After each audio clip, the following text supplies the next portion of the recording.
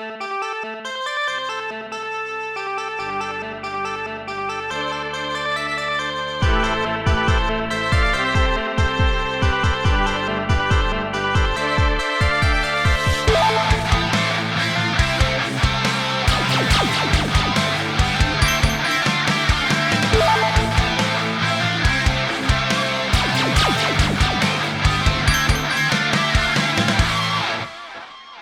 there, friends! Welcome to episode 10 of That One Gaming Podcast. I'm Colin, otherwise known as Delicious Morsels, and today we've got Lucas here. This guy goes by the name of Carnival9. How you doing, Lucas? I'm doing good. And we've also got Neil here, better known as VMK89. How you doing, Neil? Hi. I just realized that both of me and Lucas's names end in 9. They do. Huh. But we're on episode 10. We should have noticed that last week. But yeah, we're on episode 10. We are officially out of the single-digit episodes. We got there. Finally, Carnival. Yeah. 10. Hard to believe we're at 10 episodes already. Congratulations. We did it. Congratulations. Okay. But anyway, today we're celebrating our 10th episode with a top 10 list of sorts. So we're going to be ranking the best video game controllers of all time. We've compiled a list of nearly all of the mainline console controllers from the NES all the way to modern consoles, and we're going to be weighing in and compiling the... I said compiling twice in the same sentence. I'm bad at script writing, guys, and I'm not cutting this out. Like first you run make, then it compiles, then it links it. All right, so we're going to be making our definitive TOGP controller tier list. So we've tossed in a couple surprises here and there, but for the sake of brevity, we're mostly limited our options to controllers that were included in box with its respective console at some point in time. Even still, we've got a good 40 years of controllers to get through, so let's just dive right in. So, as far as the ranking criteria goes, we've chosen to rank each controller on a scale of either S, A, B, C, D, or F tier. S tiers are considered to be the greatest controllers of all time. They're always the first controller you reach for when you're given an option. A tiers are going to be generally all-around good controllers, but might have a couple minor little nitpicks that are going to hold them back from being truly great. B tiers are just pretty solid controllers, but you probably don't care to use them outside of the console they were made for. C tiers are just plain middle-of-the-road controllers. They're not bad, but they're not really great either. D tiers are awkward and at times clunky to wield and don't do much to excite. And F tiers are abominations that make you scratch your head and wonder what were the designers thinking. And with that said, we are going to kick things off with the NES controller. We're going to start off with just the good old classic square NES controller with a D-pad, an A and a B button, start and select. So, Lucas, you've got that controller at A. Yep. Neil, you put yours at C. Yep. And I also put mine at A. Yeah. So, to me, this is just everything you want in a controller. The buttons are nice and tactile. It's just good at what it does. Solid controller. Kind of limited on the amount of buttons, which is kind of why it ended up in A tier for me instead of S. Yeah, I can see that. I don't know. I just didn't like the feel of this one. I should note that I haven't played with most of these controllers all that much. I provided a lot of the hands-on experience for everyone with my massive console collection. And we didn't really... What I did play of Lucas's controllers, I didn't actually play them. I just kind of held them in my hands and kind of pushed buttons. Yes. So, but yeah, I put it in C just because I don't really like the limited buttons, and I also don't really like controllers that aren't shaped to fit your hands. Yeah. Like, if you didn't grow up playing the NES, the square controller's kind of it takes a little getting used to. Yeah. It didn't bother me too much, but I think small hands kind of contributed to that. But you also can't deny the NES controller was basically indestructible. Yeah. You could throw that thing at a brick wall and the brick wall would break. Probably. It is kind of the Nokia phone of controllers. Yeah. Yeah.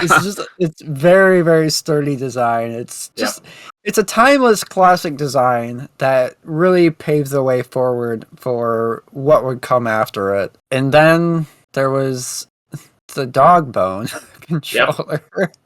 That was the controller that came with the NES2 top loader system. Yes. I happened to find one on a flea market, which is why I have one in my collection. So Lucas, you gave it a B. Yep. Neil, you also gave this one a C, and I originally was gonna put it at F. And then I was like, well, hold on, it wasn't really that bad. It was just so I probably put it at a C, honestly. Yeah. If I were gonna really put it somewhere. The shape was very clearly inspired by the Super Nintendo controller, which kind of just launched right around the same time. If I remember correctly, the NES2 was kind of a cost-reduced version of the NES they released just before. Yeah, but those A and B buttons just felt so bad. Because of the angle of them? No. See, the angle and placement was fine, but the actual feel of the buttons, especially compared to the original controller, they weren't as snappy feeling. Like they were really, really mushy. Yeah.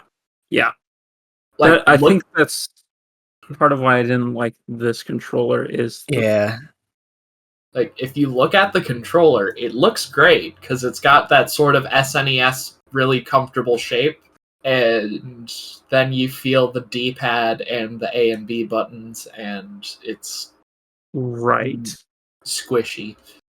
Right. Yeah. And like this is the perfect layout for me because this is basically the Game Boy SP layout.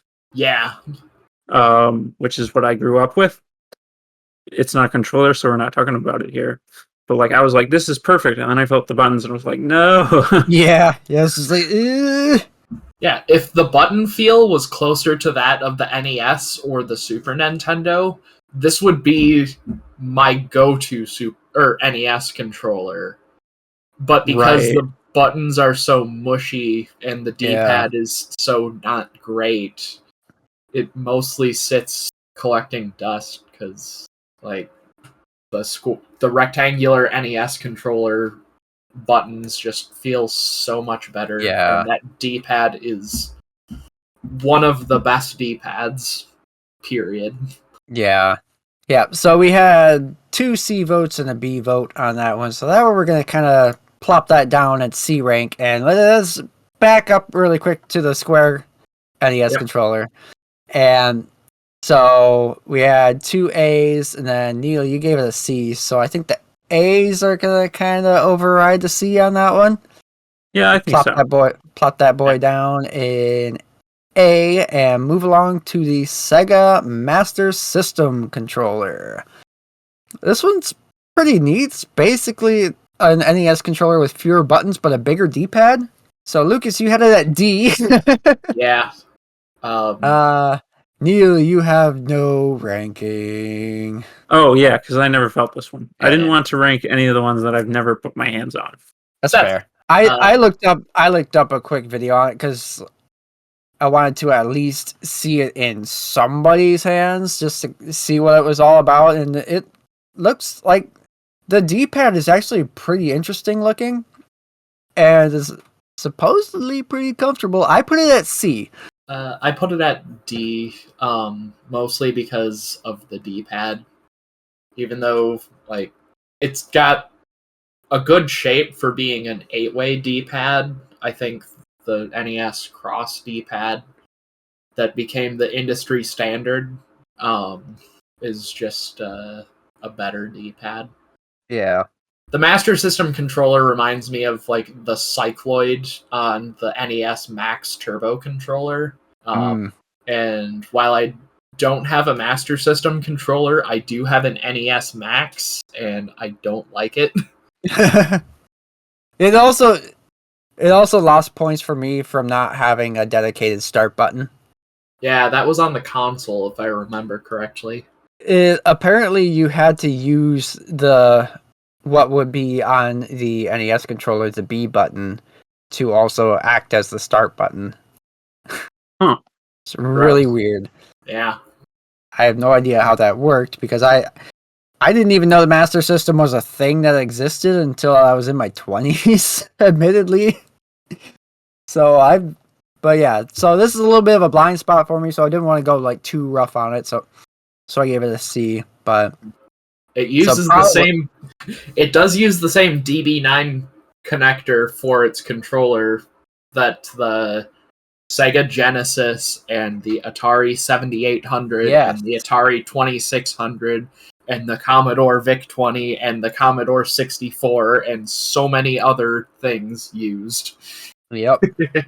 So we have a C and a D vote and a non-vote. We'll plop it down at D just because, Lucas, you kind of convinced me a little bit with that D-pad.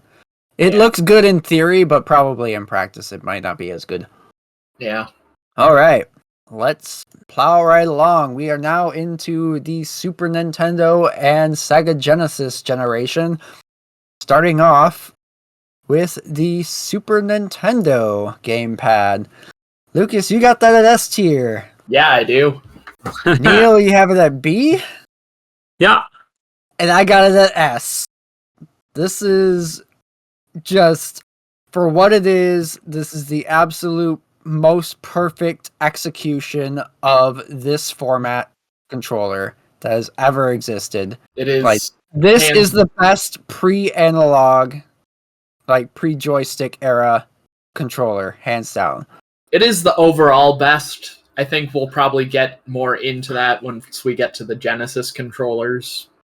Yes. But yeah, I think the SNES controller overall is like the pinnacle of the 16-bit consoles. Yes. Also, just the general impact the SNES controller had on the video game console industry all the way up until present, even. Yes. Yeah, we'll get into that. So yeah, I think S tier is a good spot for that. Yes. Absolutely. Super I'm not going to Nintendo argue controller. this. I'm not convincing Because you you guys that it's know an we're right. A. Nope. Also, I'm a Nintendo... diehard SNES guy. You're not going to convince me that SNES isn't the best controller. Yes. It's my favorite console. It's my favorite controller. I mean, I still have my original Super Nintendo that I've had since I was 4 years old. Got it for Christmas, 1994. It still works. The controllers both still work for it. And that's only one of 3 Super Nintendos that I own. Yeah. And then there's me. I can turn around and look at the original box for my Super Nintendo sitting on a shelf. That's unfortunately something I can't do. I have photos of the box. And me in my yellow onesie pajamas opening it on Christmas Day. Yeah. Oh, my daughter's got some of those too.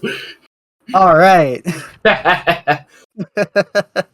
All right. Well, we're plopping that SNES controller down in S tier and moving on to the Sega Genesis. So we got a couple of variants on the Genesis controller here. So we've got the 3-button original variant, also the 6-button variant. Yep. Which is, but anyway, so for the 3-button Genesis controller, Lucas, you got that at S tier as well. It's a very good controller. Neil, you've put it at A. Huh?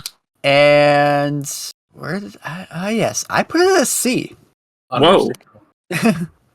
C. The form factor is just, it feels a little bit weird in my hand.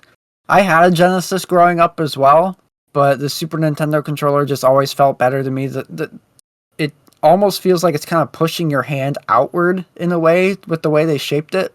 Yeah, the shape is interesting. But it's got a good mind the D-pad. shape. And the 3 buttons all in a row with each other are pretty nice. Yeah, yes. That's the main benefit for me. Yeah, the feel of those buttons is absolutely rock solid. The D-pad, I think, is, dare I say, better than the Super Nintendo controllers. Whoa. Yeah, I can give it that. Yeah. it's better set up for diagonal directions, and especially when you get into things that require a diagonal input, like fighting games. Like Yeah. Street Fighter on the Super Nintendo probably would have benefited from that. Yeah. As a matter of fact, Capcom actually released like a special fight stick controller. Yeah. They released Street Fighter 2 on the SNES. Yeah. I wish I had one. I only have an SNES Advantage. Buttons aren't quite in the right place. But yeah, if it weren't for the lack of buttons, because only having 3 buttons and the start button, like this would have really given the Genesis a run for its money, or the SNES a run for its money with fighting games. Yeah, for sure. And I think that kind of leads into the other Genesis controller. Oh, that one. Yes. Yeah. Well, The Genesis 6 button. let's place the 3 button really quick. So we got an A and an S, and then I gave it a C. So probably an A for that? It probably was settle it pretty good. I had the correct opinion. Yeah. Honestly, for me, these older controllers are all just not having enough buttons is a big issue for me. But you also have to take into account the time period, though. Back then, we didn't really need like all those triggers and bumpers and stuff Fair like that. enough. 'Cause the games just they weren't that complex at that time. And I guess I'm more thinking of using these today than Right. Yeah. I mean, like for Sonic 2 and Sonic 3, I think it's 6 revs to max spin dash speed. So like the 3 buttons is perfect because you just take fingers and go 1, 2, 3, 4, 5, 6 all in a row, and you're Yep, just with 2 swipes of your thumb. Yeah. Yeah, it's really nice. You can do it as well on 4-button face controllers too, which is very fun. Yeah, then it kind of turns into like doing 360s for a grappling character in fighting games. Yeah. Yeah. Be like Sonic doing the Zangief Final Atomic Buster for spin dash. Right. Yeah, no, when you watch speedruns of the original Sonic games and it's got like video, you can hear them doing that Genesis or the spin dash on the Genesis controller. But anyway, Lucas, you mentioned there was another Genesis controller. Yes. That would be the 6-button Genesis controller. The 6-button abomination controller. None of us were very, very kind to this controller. No. Lucas, you gave it a D. Yep. But also, D is the lowest on my tier list. Yes. The F tier was kind of something I added after the fact, and Lucas never really went back to recorrect anything. Yeah. But that's why we're doing this ranking all together and making our own definitive ranking based off of all this, so we can correct that.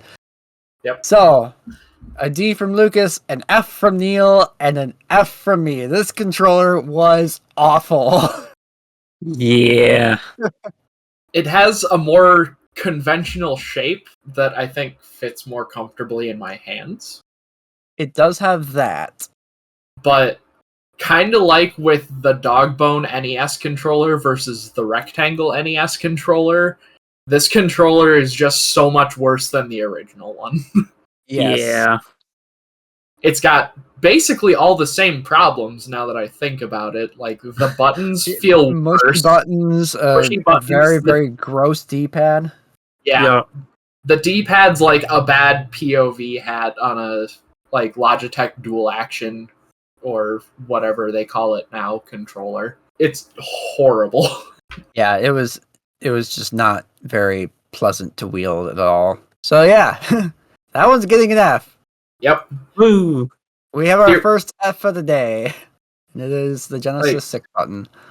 If the buttons were similar to the Genesis 3-button controller, I think, the buttons and the D-pad, if those felt similar to the 3-button controller, it would be a better controller than the SNES controller, I think. Ooh. Dang. Well, I mean, Take. two extra buttons. I mean, if it's True. got a similar Well, tactile feel. They have basically the same amount of buttons. I think That's true, because the triggers. Oh yeah, why am I forgetting about the L and R buttons on the Super Nintendo controller? Yeah. And Wow.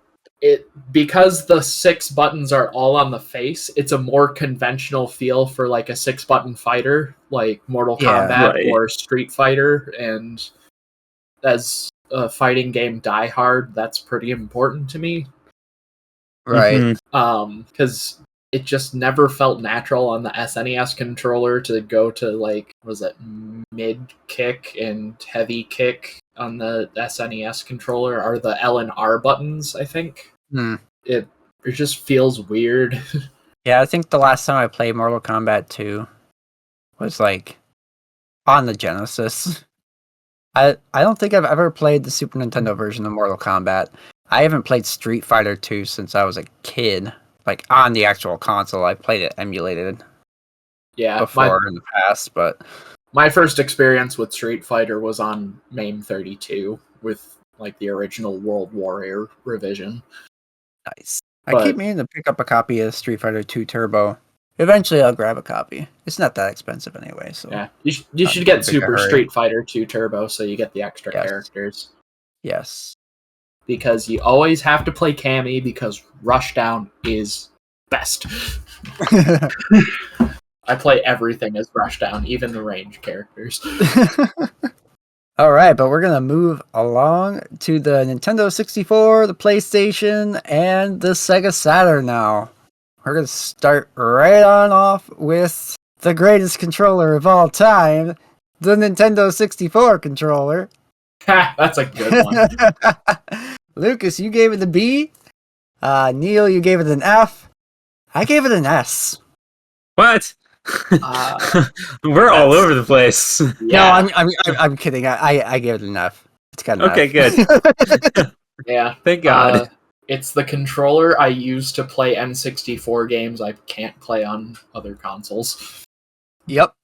That's about all it's good for is just playing N64 games where it's the only option. Yeah. The D-pad is great. Too bad you never use it. Yep. I do like the feel of the shoulder buttons and the Z trigger. I always did like the feeling of the trigger just being on the bottom of the controller like that. It felt more like a gun trigger when you were playing GoldenEye. Yeah. I did enjoy that, but just the joystick is garbo. Yeah. Like, not having any sort of rubberized padding or grip made it really dig into your thumb. Mhm. It was like right after we got our N64.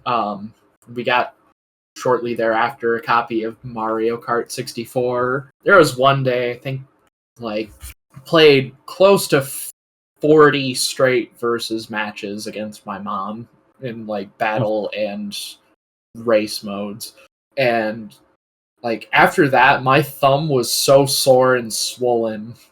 It was awful. This is going to be a bit of hearsay, but I remember hearing from Let's Players talking about Mario Party, that Mario Party had... Oh yeah, Mario Party destroyed these things. Yeah, that you spin the You spin analog the joystick around. Yep. And I believe there are also lawsuits about it, over it. I think so. Wow, I But- didn't even know that. Yeah, don't quote us on that. But I think I remember hearing Um, something like that too. But I cannot confirm one way or another on that one. But yeah, like Mario Party just absolutely destroyed those joysticks on those things. It was just the joystick itself was just really, really prone to drift just because of how flimsy it was designed. That's why I have such a hard time spinning Bowser in Super Mario 64 on like a controller to controller basis. Mm-hmm. Just did some Googling. Technically, there wasn't any lawsuits, but like 90 complaints were received at an attorney's office, attorney Dang. general. And so Nintendo just said, okay, we're going to do a settlement. So Yeah. Wow. Imagine Nintendo making joysticks that drift. we'll get into that. Ooh boy, yeah. So we got 2 Fs and a B ranking. So I think, how does D sound? Just plop it down. That sounds about right. Plop it down next to the Master System controller there. Yeah. So we're moving along to the PlayStation now with a few different controllers that they got going on there. So the first one was just the original PlayStation gamepad featuring no joysticks, No just a analog D-pad, view. some face buttons, some triggers, and bumper buttons, and Yep. yeah, You the were classic. supposed to use L1, L2, R1, and R2 for your up and down axis analog movement. Yeah. Yep. So, Lucas, you got that at A, Yeah. and Neil didn't rank it. Didn't feel this one. Apparently, this one's different. It Well, doesn't yeah, it have doesn't have doesn't analogs. have analog sticks. Oh, Yeah. okay. This is that. Yeah, I haven't Yeah. felt that. Yeah. I've only felt what are now the traditional PlayStations. Not traditional, contemporary. That's Yeah. a better word. I give it a D, mainly because the PlayStation form factor, up until the DualShock 4, never really felt good to me. And this one, least of all. Like, at least the DualShock, they modified it a little bit, made it a little bit more comfortable when they added in the joysticks. But the original gamepad just never really truly felt right in my hand to me. Yeah, having those sticks there to rest your thumbs on really helps the PlayStation controller.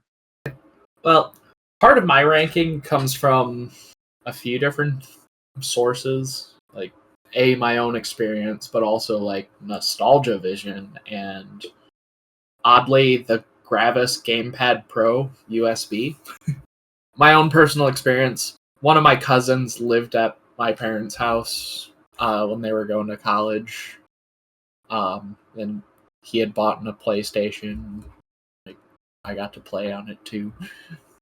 So I believe he had a PlayStation gamepad because it was that early on in the PlayStation's lifespan. And I think he also picked up a dual analog at some point. So yeah, part of that own experience. I do like the controller. It's kind of just it's like a modified SNES controller with a couple extra buttons. I can't complain there. Then also the nostalgia vision part of it is like I spent a lot of time playing that PlayStation at my other cousin's house and my other cousin's house. Because my cousins over in the Thumb were PlayStation houses, at least up until the PS3, and then the Missouri's got a Xbox 360, or went that route, and the other Browns went PlayStation 3. And yeah. But like, even still, we played a lot of Crash Team Racing, and my cousin Kyle would mop the floor with us with a PlayStation gamepad. I love Crash Team Racing. Yeah. So many memories of that growing up. Yeah, Kyle went full crazy and like beat all of the staff ghost time trial times with Ew. the PlayStation gamepad. So Wow. let's just say if you're playing against him, you're competing for second place. And then the Gravis gamepad tie-in. This is a kind of an honorable mention I wanted to put in. The Gravis gamepad and Gravis gamepad Pro for PCs. Gravis gamepad was based off of the Super Nintendo controller, but it had like a weird design where the kind of like circular lobes on the ends of the controller, one was on the bottom and one was on the top. But that was actually on purpose so that you could play the controller upside down in case you were like left-handed and wanted the D-pad on the right for some reason. Interesting. It was also used as one of the controllers for the Philips CDI. Fun fact. But then later came along the Gravis Gamepad Pro, and that was almost a wholesale PlayStation Gamepad ripoff, but for the PC. And I have one in that up until I got my PlayStation 1 to USB adapter, was my go-to controller on my PC. So I'm very fond of the PlayStation gamepad design. All right, I will give you a C on that one. How does that sound? That's fair. Okay. It is the PlayStation controller you go to if that's what you have to play. Yeah. C for compromise. Yeah, because it does get completely outranked once you bounce up to the next iteration, Yep. which is the dual analog. Yeah. Not You to be wanna talk confused about with the that? dual shock, Yep. because there are differences. Yep. The body molding has slightly longer wings or controller grips. The terminology depends on what you call it. And it has finally a PlayStation controller with analog sticks. And they did that because they released a dedicated PlayStation analog controller that was almost like a flight stick.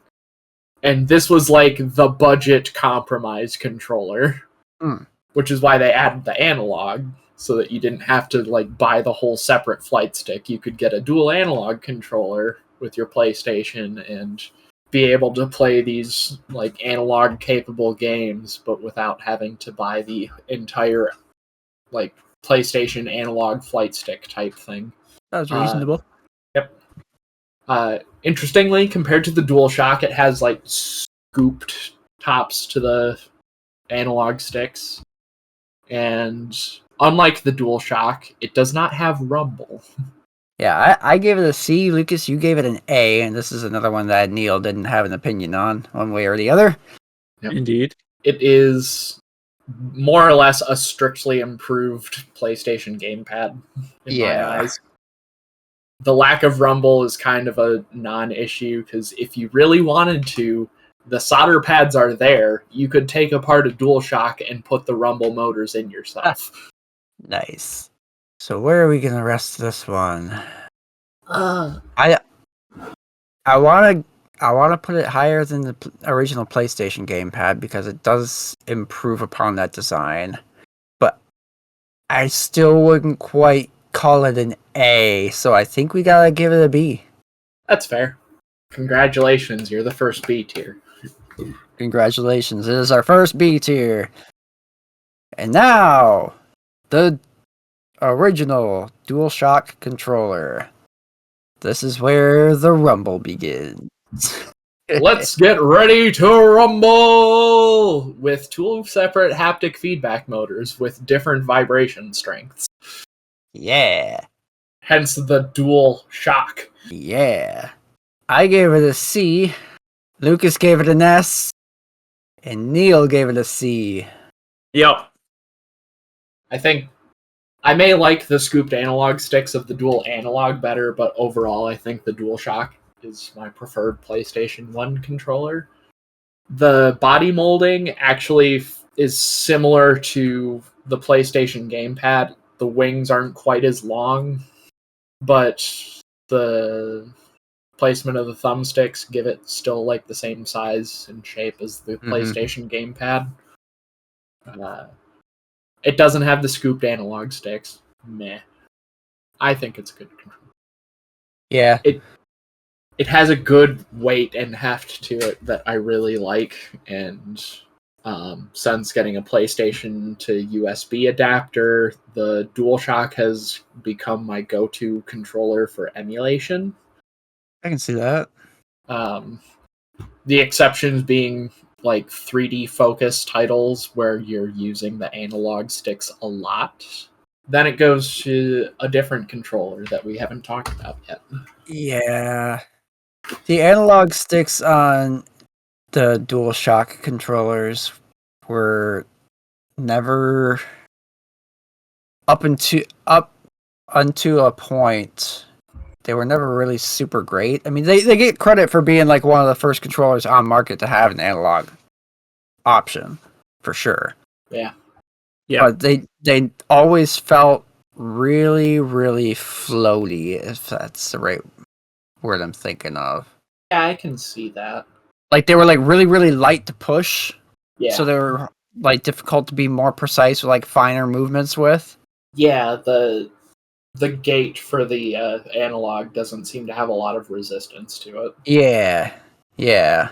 So we got 2 C's and an S. Where are we going to put this guy?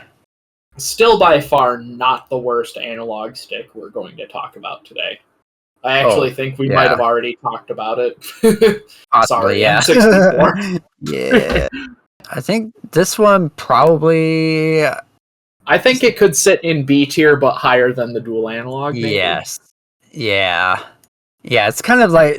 It's not quite gonna hit A. Yeah, the PlayStation controllers are all very iterative. Like, the dual analog's better than the gamepad, but then the dual shock's better than the dual analog. Yeah. And then, well, we'll get into the DualShock 2 when we get to PlayStation 2. So there are differences yet still. Yeah. There's a fun argument there. No, I've actually come to side with you on that one for sure. After holding one in my hands again for the first time since, like, 2009, I think was the last time I had a DualShock 2. Sounds about right. Yeah. All right, next up is the Sega Saturn, something I didn't know existed until, like, very late in life also. Sega consoles were a big blind spot for me outside of the Genesis and the Dreamcast, because those are the two Sega consoles people have heard of for the most part. Master System was like a weird NES competitor. Just as kind of a fun, like, classic, like, home computer person, like anyone who's a fan of like the Commodore 64 or the ZX Spectrum. The NES and the Master System were kind of the same way, where it was like a 6502 architecture system versus a Zilog Z80 based system. They were fighting the same front on the computer wars. Anyway, the Saturn had 3 different controllers throughout its lifetime. There is the version 1 Saturn controller that, let's see here, Lucas, you gave that one a C. Yep. Neil, no comment. Yeah, I gave it a D. I haven't touched the Saturns at all because I haven't played a Saturn in my entire life. So very big blind spot here. That's fair. I gave it a D just based on form factor. It doesn't look like the most comfortable thing in the world. Yeah, the initial revision Sega Saturn controllers look like the 2-player Mad Catz controller you give to your little sibling. Yeah. So we got a D and a C. Where do we want to put that one? Well, I feel like my C tier is probably closer to what your D tier is. Probably, yeah. Makes sense because you didn't have the super powered F tier at the bottom there. Yeah. The reason I didn't include an F tier is because overall I didn't see any of these controllers as something completely unusable that I would never want to touch. So, that's fair. Granted, the Master System controller and the Genesis 6-button controller I have in my D tier, and those are the closest thing that I would say probably are to their F tiers. Because that's what the F tier rules were. So for mine, I wanted to have more levels of this is good, this is really good, and this is amazing. Yeah. The thing with the Master System, though, is that you can just use a Genesis controller. Yeah. But Sega would later release a revision on the Saturn controller, the version 2 controller, that's a little bit better on the form factor. So I gave it a C. And Lucas, you gave it a B. Well, that's pretty consistent with how we ranked the Saturn version 1 controller. That is pretty consistent. So it's looking like that one's going to get plopped down in C. Yep. It looks like it's got kind of an improved Sega Genesis 6-button controller shape. Yeah. But it looks like better execution of the Sega 6-button design. Yeah, definitely. But There was a point in time where I was looking to pick up a Sega Saturn, but backed out of it because the games that were available at the game shop were unaffordable, in my opinion. The cheapest one they had was like $115. That's just how Saturn games are. Yeah. So I have held the controller. It's not a bad controller. It's not a great controller. Yeah. The buttons feel closer to that of like the Genesis 3 button. The D-pad is not quite there, but it's the Sega Genesis D-pad. What are you gonna do? Yeah. But there was yet one more Saturn controller. Oh no! Yeah. This one. The Saturn 3D controller. Yep. Broke the rules slightly on like, this one. This was a pack-in with Nights into Dreams, but that was a huge Saturn title, so... Yes, it's Sonic Team's title for the game. Or for the Saturn. About to say GameCube. That's right. Interesting to note that it does feature a single analog joystick. Yeah. So it almost looks like a very, very, very bad precursor to the Dreamcast controller. Yeah, this was essentially the prototype of the Dreamcast controller. They should have prototyped it a little bit longer. Yeah. Before they went to market with it. But that's why nobody talks about the Sega Saturn, I guess. Yeah. Its shape always kind of reminded me of like the Millennium Falcon or maybe like the Enterprise. Yeah, I can see that. Huh. I'm seeing the Millennium Falcon, definitely. Yeah. Yep, so Lucas, you gave it a B. This was the Saturn was a blind spot for Neil. Yep. Didn't touch on it. I gave it an F. It's basically like somebody took a Sony Walkman and slapped buttons on it and an analog stick over the controller. No. Yeah. No. It's just not a good looking controller. I mean, it's shaped like the Millennium Falcon, and lots of people like that shape. It's a good shape, just not for a controller. Fair. Oh, man. I will be willing to compromise and put it at D. I think so. We'll compromise there. D for decompromise. Do you know decompromise? All right. Our That's next section, that generation. Yeah. Yep. That generation has concluded. We are now at the Dreamcast, GameCube, PlayStation 2, and Xbox generation. Starting off with the Dreamcast gamepad. Lucas, you've got that listed at A tier. It's a good controller. I like it. Neil put it at D. I put it at B. Don't let Fulix deceive you. I find it's a very comfortable controller. It's for its size. It's more comfortable than the Xbox, like the original Xbox controller for its size. Yeah, I think just because where they position the triggers, they didn't put them all the way at the top of the controller. They kind of backed them in a little bit. Yeah, made it a little bit easier to reach them. For me, the biggest flaw of the controller was this is the era where like dual joystick designs took over, and it had a single joystick on it. The whole situation with the Dreamcast was kind of unfortunate. They really wanted to get out there on the market when they should have left the thing in and let it bake a little bit longer, had some additional features like a controller with 2 joysticks and a DVD drive for the console.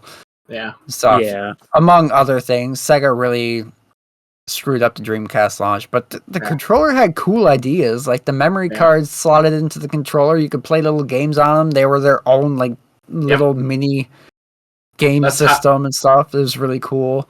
Yep, that's how you would do Chow Garden and Sonic Adventure and Sonic Adventure 2. Yeah. Yep, you could load your Chow on there. You could trade them with other people by connecting your VMU to someone else's VMU, because the ports to plug in the VMU on the Dreamcast controller are like the same orientation as what they would be on someone else plugging a VMU into your VMU. Huh. Weird. Yeah. So you can plug two VMUs in together. I want to talk about the triggers and the analog stick because they are the most buttery smooth Yeah. triggers. The triggers are really nice. Yeah.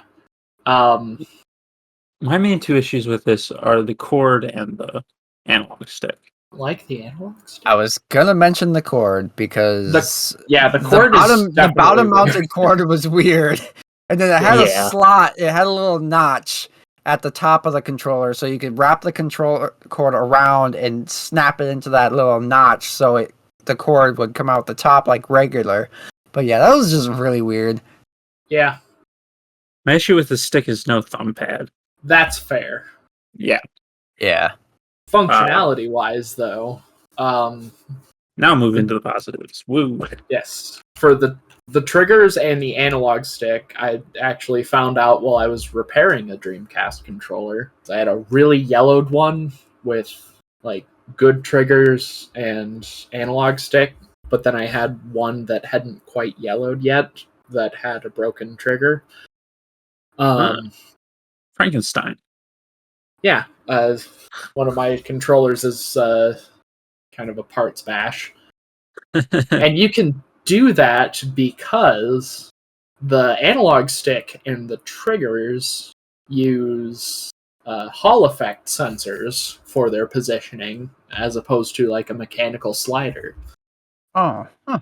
So instead of actually making physical contact with some sort of mechanical gate like on a more traditional analog stick, the Dreamcast's analog stick actually has magnets over top of the PCB where there are sensors that will detect the electromagnetic field of the analog stick.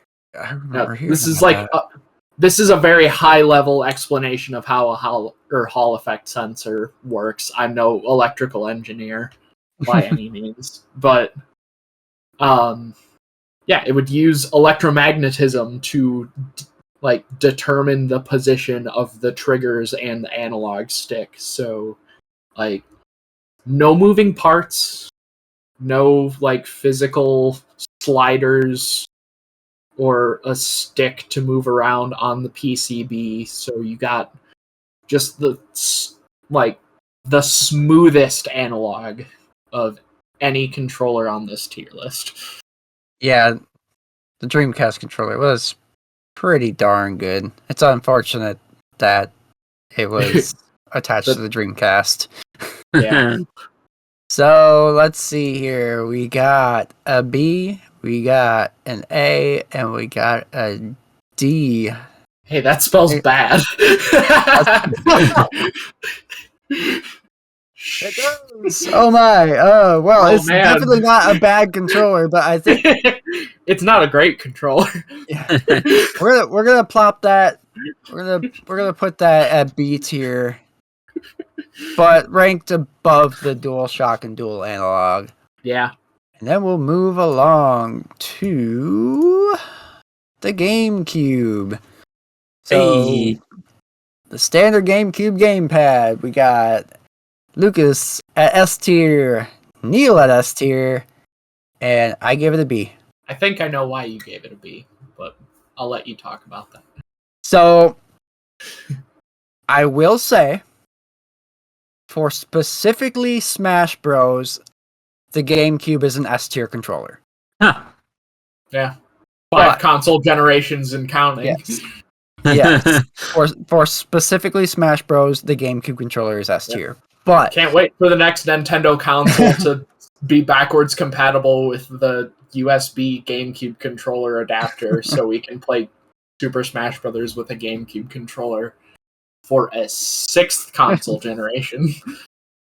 this is just another one of those controllers I never really liked the way it felt in my hand. The grips always felt really thin to me compared to other controllers like the Xbox and PlayStation controllers. The D-pad is awful. From what our friend JJ says, controller was designed to break your wrist. Yeah, and the C stick is, to me, not as good as just having a second joystick. Yeah. It has its uses in Smash specifically, but I would have preferred just having another joystick on there. I like the giant A button is really nice. It's right there, and the L and R buttons are really nice. Yep. Because they're analog input with the spring instead of just being like a traditional trigger. Yep. So they're able to actually detect how far they're pressed in as opposed to just detecting a single input. They're able to detect it all the way along the travel of the shoulder button, and that was a really nice feature and used to great effect in Smash Bros. Specifically. Yeah. I could also use it in Super Mario Sunshine to like be able to spray FLUDD while walking. Mm-hmm. You could not use it in Phantasy Star Online because the R button was, or the L button was the camera button by default, and you just push the L button to recenter your camera behind you. So that's a bad use. But I played a ton of PSO, so I have to mention it. Yeah. So I am willing to compromise and give this one an A. I still don't think it's quite S tier. No, I'd say it's S tier. Is this just hear me out, because on our second option, because there is a second GameCube controller that we are going to talk about that There is? Neil, you didn't rank because you're a scrub, but I'll compromise and give this one an A. I'll even put it at the very front of the A tier, so just below an S tier. So I have like reasons for why I like certain controllers for the most part. Yeah. And like there's a reason I prefer PlayStation controllers with the analog sticks, how they are. GameCube, it just doesn't matter. I don't know why, but for me, the GameCube controller is just the best controller of all time. It defies all my logical explanations of why I like certain controllers. It just melts into my hands. The buttons are where they're supposed to be, and for the GameCube, it's perfect. I absolutely love it. It's also perfect for the Wii, Wii U, and Switch, too. True. Exactly. So that's part of why I'm pushing for S tier here, because you're still using it. You're not using the Wavebird on these other other consoles. You're using the GameCube controller. Well, why not? RF interference, if I remember correctly. Yeah. Because I ranked the Wavebird higher because it's wireless. I don't like the Wavebird because of how freaking bulky it is. I've used it once. It's got a lot more heft than a regular GameCube controller. Yeah, the GameCube controller is the right weight. All right. Part of why it's S. All right. So really quick, we'll touch on the Wavebird. I gave it an A. Lucas gave it an S. Neil, I'm assuming you probably gave it, if you had to say, like a B or an A. Probably a B. Yeah. Okay. So I will give you S on the GameCube controller, and then the Wavebird, we'll give it a B. Okay. I can agree with that. Is that agreeable, Lucas? I think so. Okay. The Wavebird is mostly cool because it is the first-party wireless controller. Yeah. It doesn't have rumble like the regular GameCube controller is, but they had to make room for the battery compartment somehow. Yeah. It's just a very iconic controller because of that. Right. Like, in addition to just being GameCube controller iconic. Yeah. Mm-hmm. If we did not talk about the Wavebird controller, we'd hear about it. Yeah. It's about like talking about the Saturn 3D or Saturn without the Saturn 3D controller because of how popular it was. Yeah. And there were other options for wireless controllers on the GameCube, but I think the Wavebird did it best. Mm-hmm. And I've got in my collection like a Pelican G3 wireless. And you could actually get variants of those that had rumble, which is cool.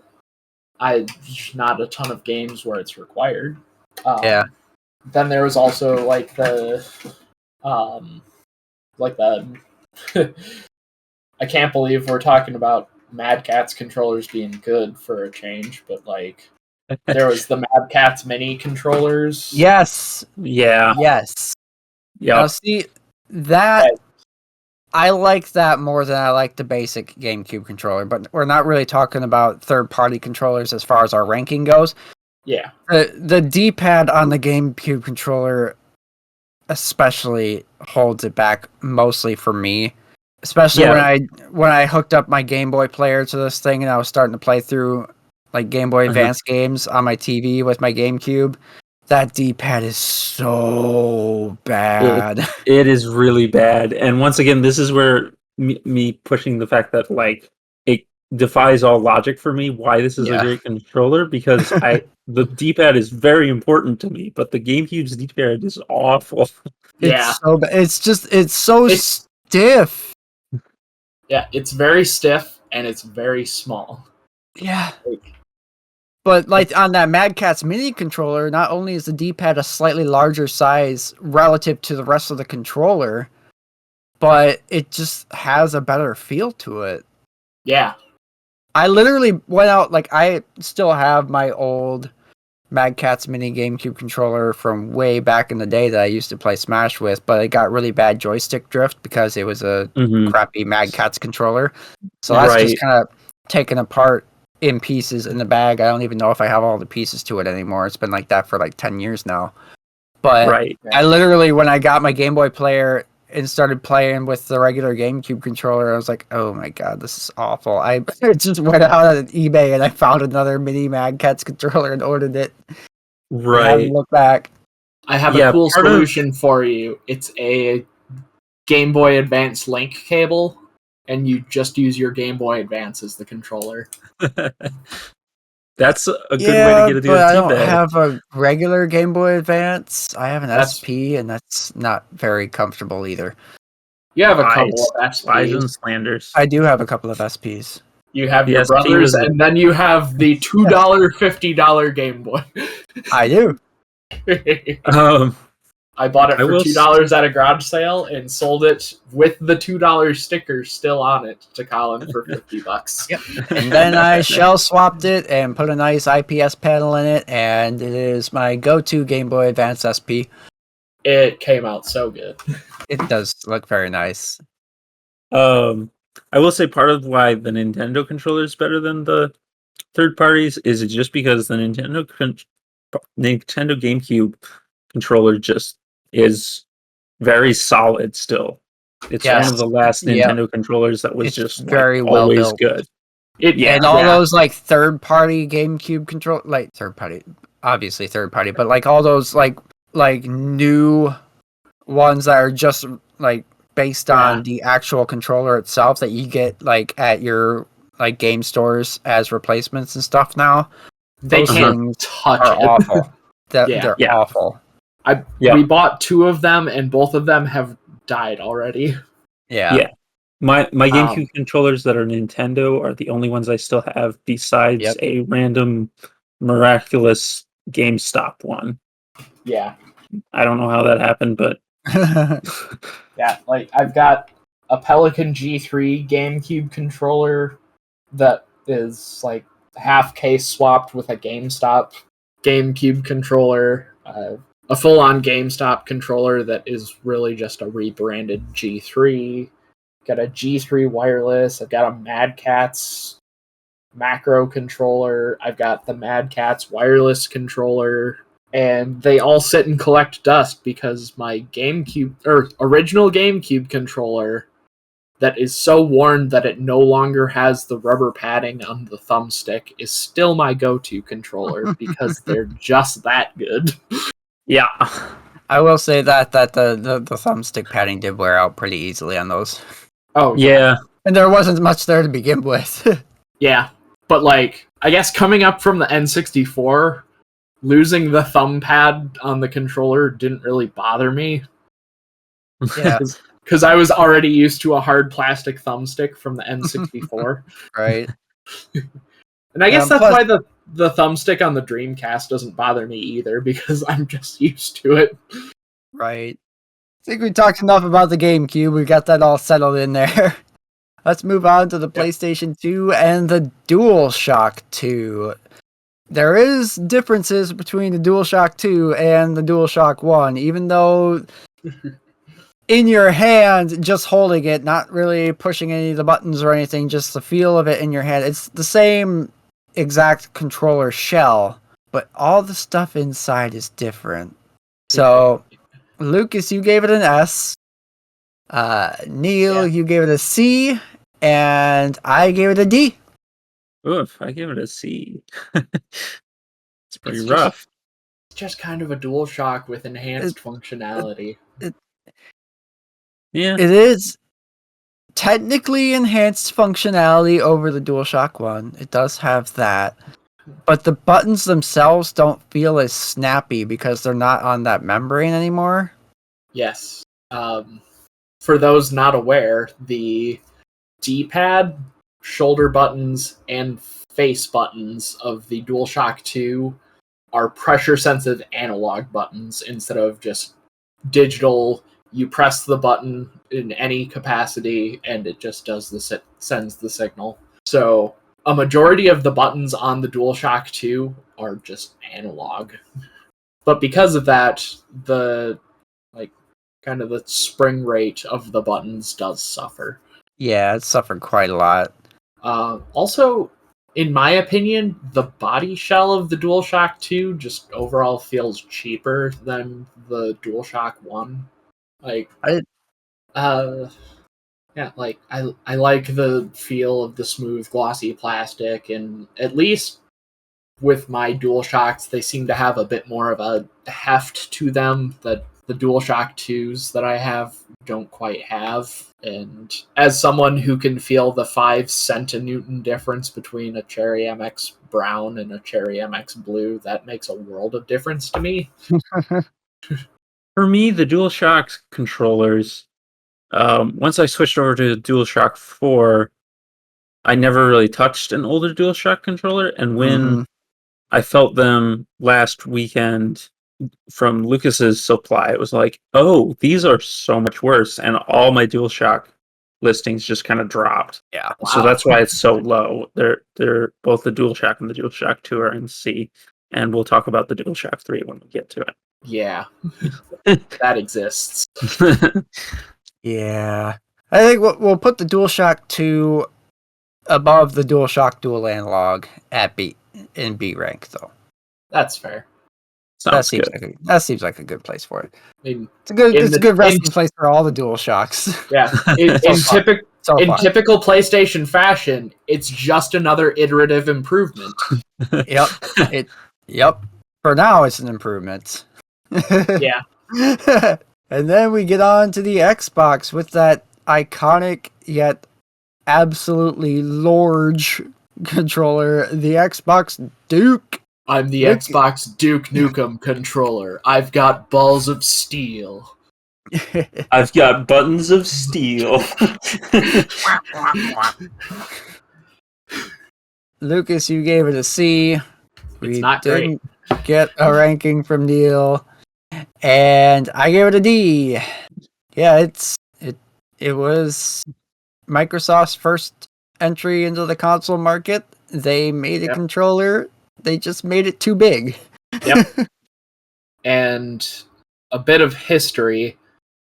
The Dreamcast didn't have an onboard operating system. The games had the operating system to run the games. In most cases, it was Microsoft CE. So, when Microsoft set to build the, at the time, Direct Xbox, they kind of reached out to Sega for kind of some design input for the Direct Xbox. And you can kind of see that in the original Xbox Duke controller design. Yeah. Because it is a very big controller, just like the Dreamcast. Yeah. And I just noticed this looking at it now. The face buttons, the ABXY buttons, they're slanted instead of being regular, in more of a square, Oh god, that's they would go on to be they would go on to become in future iterations. Yeah. Huh.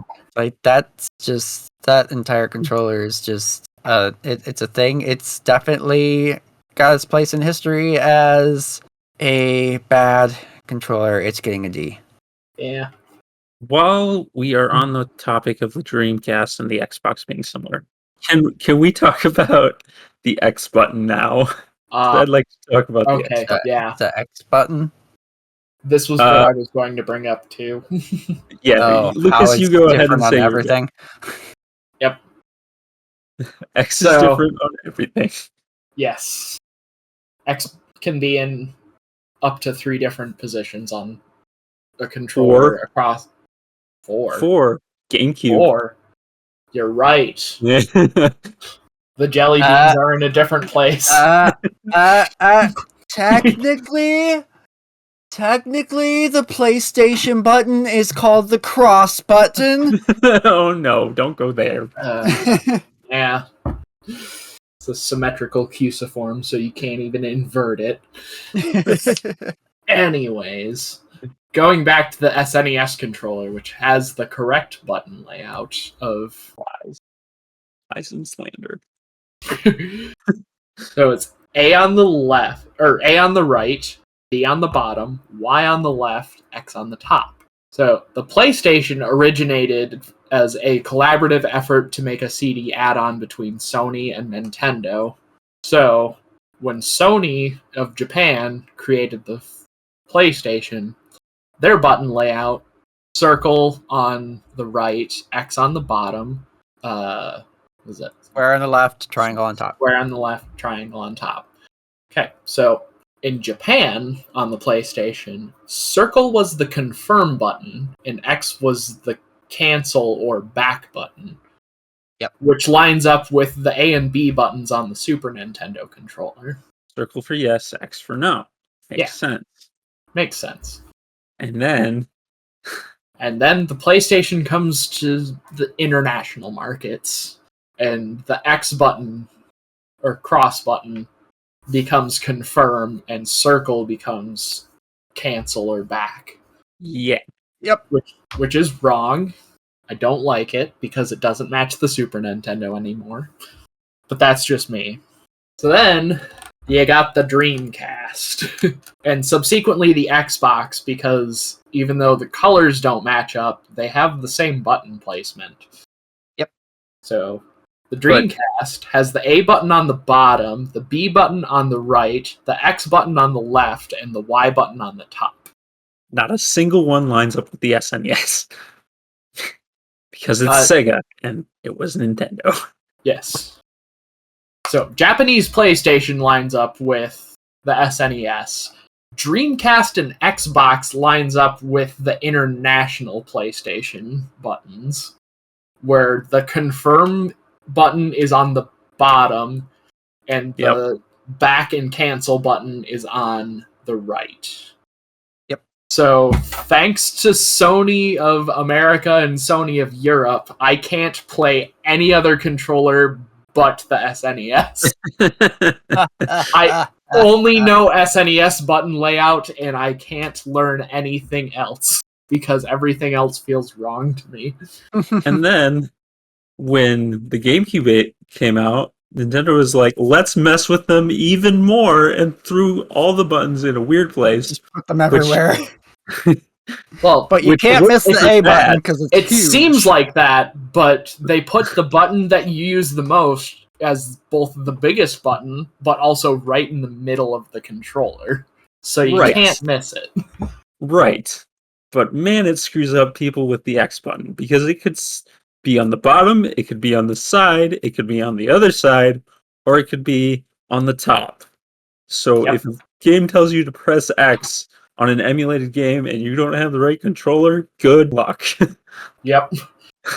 Anyway, they did one revision to the original Xbox controller.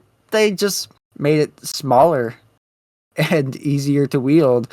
They moved the black and white buttons down beneath the ABXY buttons, and they made the ABXY buttons a more traditional diamond shape rather than having the slant thing that they had going with the Duke. And Lucas, you gave that one a C as well. Yep. Neil, you gave it an F? What? I give it a C. Yeah, the Xbox S. I didn't really like it. There was a big issue for me, which was the triggers. I hated the triggers on this thing. They Also, sure are. also white and black buttons just seem really strange. Yep. They, That's almost Yeah. kind of a throwback to like the Saturn 3D controller. in Because honesty, six the white face and black buttons. the Yeah. white and black buttons to me only make sense in Halo 1. Yeah. Anything outside of Halo Combat Evolved, the black and white buttons can just go eat a bag. Yeah. I guess it But kind of makes sense in in Halo. in 2, Halo 'cause in Halo 1, the white button's your flashlight. I don't Yep. even remember what the black button does anymore because it's been so long, but it changes your grenade type. yes. See, it makes sense in Halo 1, but everything outside of that is just Yeah. when they moved to the bumper design for the 360 and as opposed to the black and white buttons, it was a very good move. Yep. So that looks Yeah, like yeah.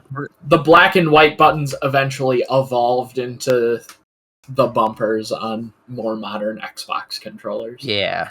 So I guess that one will just kind of rest in the happy middle as a D, right Yeah. next to the Duke, but above the Duke because the Duke. It Yeah, is- definitely above the Duke. I agree. Yes. It is the Duke is very unwieldy compared to the controller S. Yeah, so that covers the Xbox, and that ends that generation. Now we're on to the Wii, the PlayStation 3, and the Xbox 360. Let's talk about the remote and nunchuck E- now. Yeah. Yeah, the Wii remote. So it's on this list twice because there are multiple configurations to discuss. First off, just the Wii remote on its own. That thing is the TV remote that they call the controller. Lucas, you got it at B, and Neil, you got it at B, and I got it at D. I don't like the Wii remote. I know.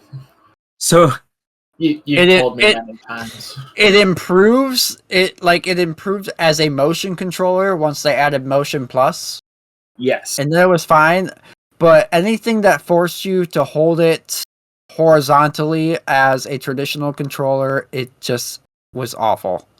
really, I That's- didn't like it. that's the I- only way I like a Wii remote is horizontal. Yeah. Well, then and- that's not saying much about it. No, yeah. Wii remote and nunchuck. You Not can't great. go wrong.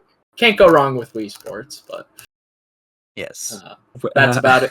The extent of how I like the motion controls for just the solo Wii remote. Yeah. Wii remote Sideways?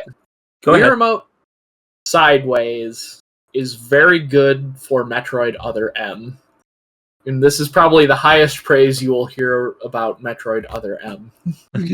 It's the gameplay is very solid, and I actually really like how they executed the horizontal controls for just general movement around the level design.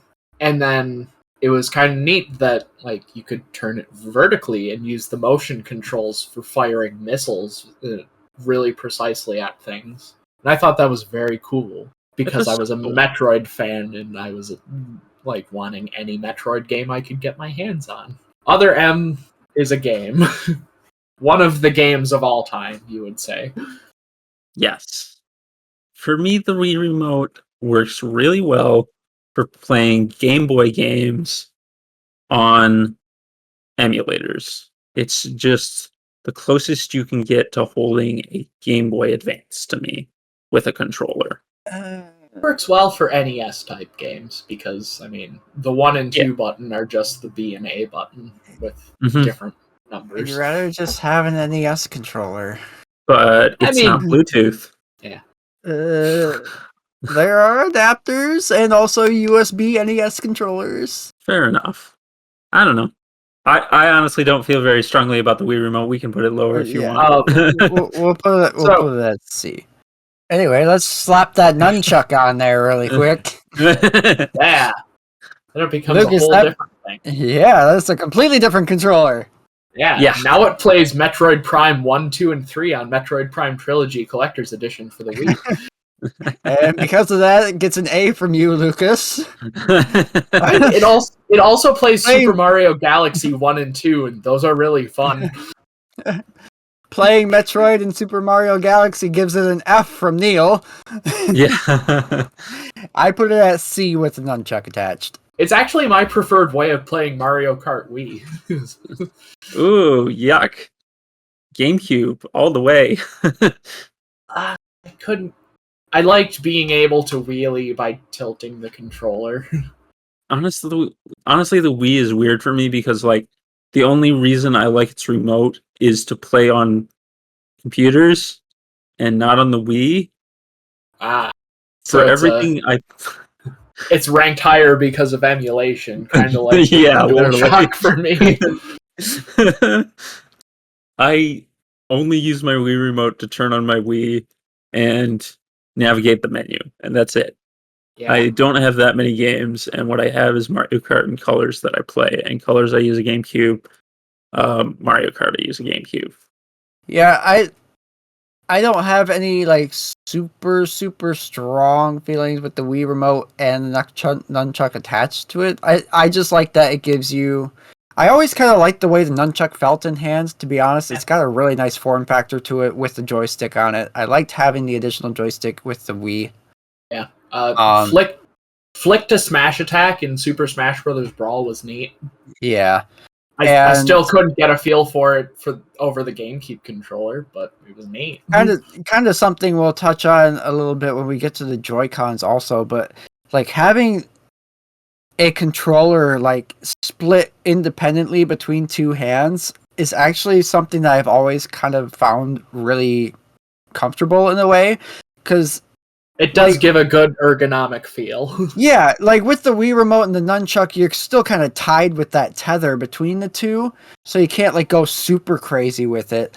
But I've liked that it just kind of frees up your hands and the way that you can position yourself when you're sitting and playing a game, because you're not having both your hands hunched up on a tiny controller together.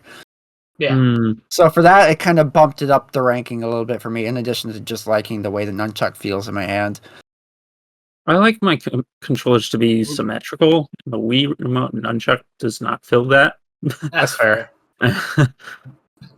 Yeah, the C button and the Z button, as opposed to like having the D-pad A, B trigger, then the 1 and 2 buttons at the bottom. Right. It's very asymmetrical. So as far as ranking goes, I'm thinking like at the very top of C tier, probably for the remote I can and nunchuck. see that. I think I like it better than a Dogbone NES controller. Yeah. I mean, I played through Metroid Prime and Prime 2 and Prime 3 with it multiple times. And then there's one more Wii peripheral to talk about, and that is the Wii Classic controller. Let's see here. You got that B, Lucas?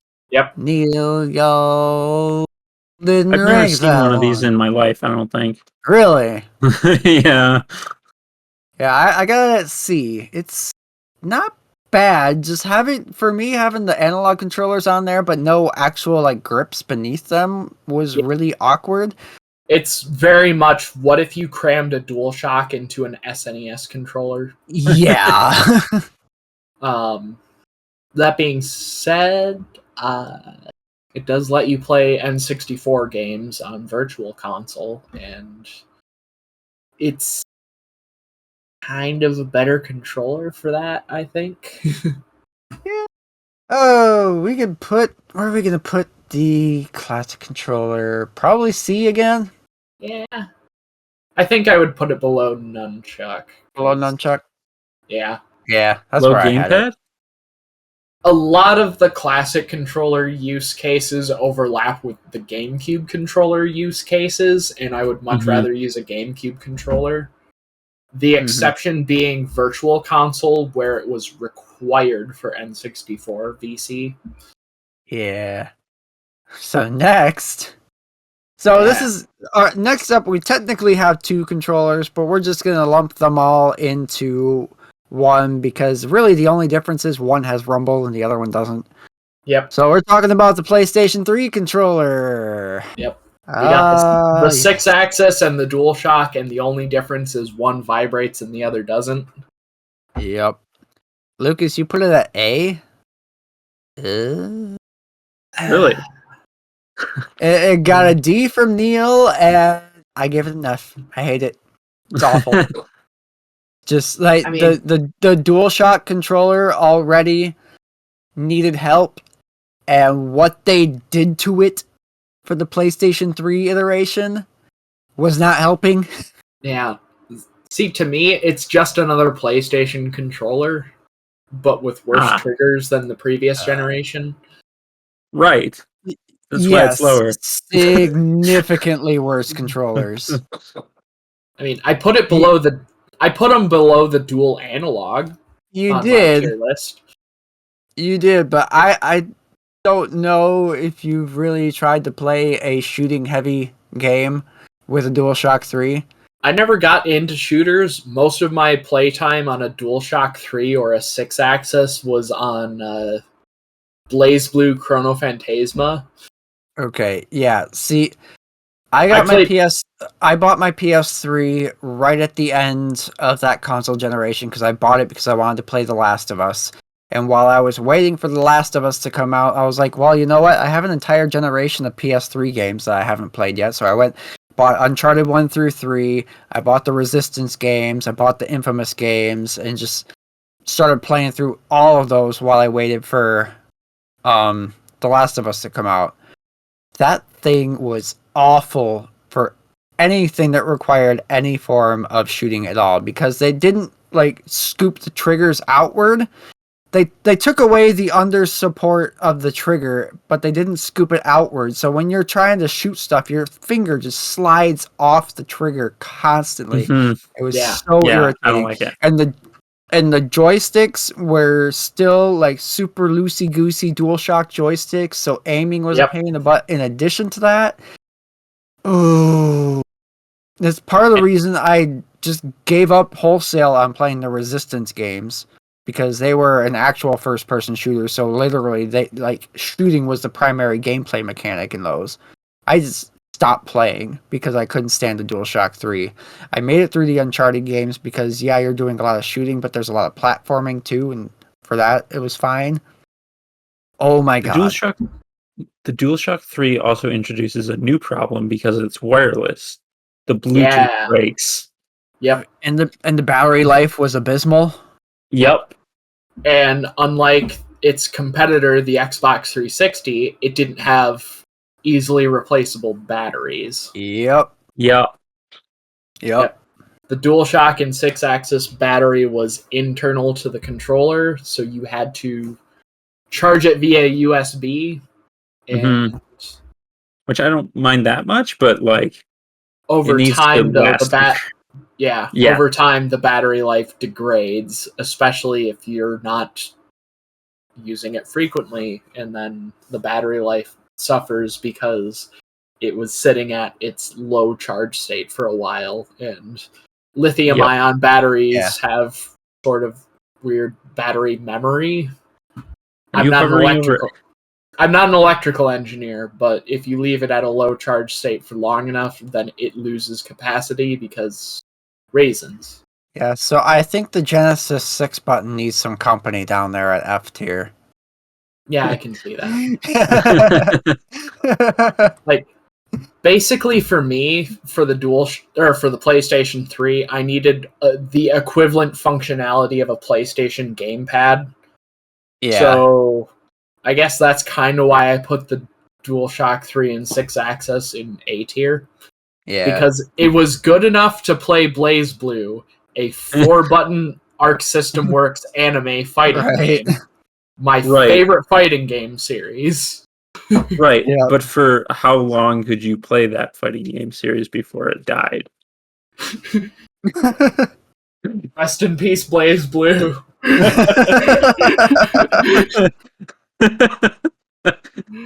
There's Blaze Blue Cross Tag Battle, but it's not great.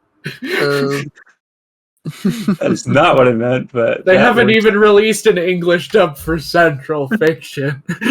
F. F's in the chat, everybody. Oh man! All right, let's get away from this disgusting stain on the controller world that is the PlayStation 3 controller, and move along to the superior Xbox 360 controller. Yes, So another disgusting stain. So as mentioned before, it's basically, well, it's a significant step up from the original Xbox and the Xbox S controllers.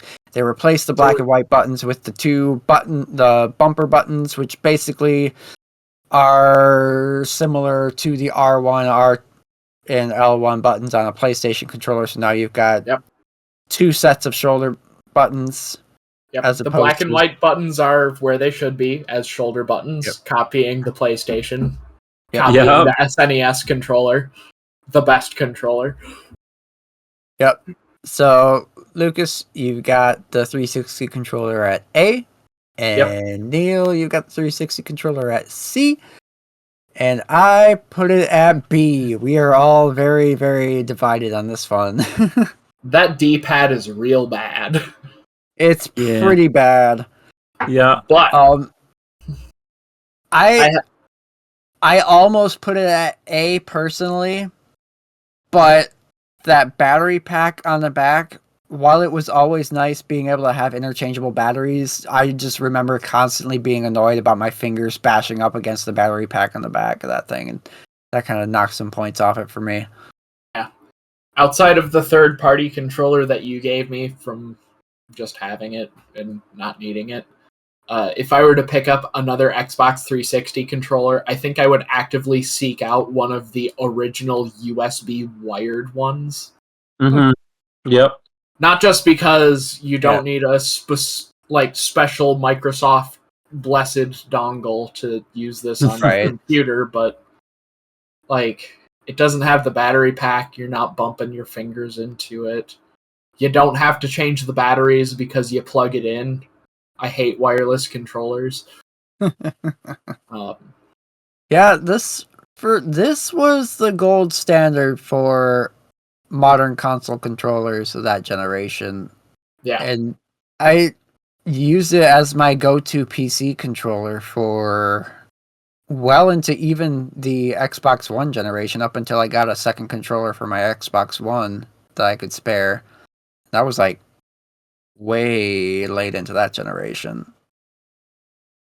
For me, the sticks are in the wrong place and the D-pad is bad, so that's what's important. I'm a shooter guy though, and asymmetric sticks are better for shooters. This is where Xbox versus PlayStation really divides me, because sometimes the sticks on an Xbox controller are in the right place, and sometimes they're weird. not. Yeah. It is weird how certain games, like, you prefer the orientation different for certain games. I always like Halo was the first time that, like, the first game that really perfected the first person shooter on a console, and having the asymmetric thumbstick placement just always felt more natural because of that. But then a lot of my disliking of symmetrical thumbstick placement also comes from just the first few iterations of the DualShock just not being great.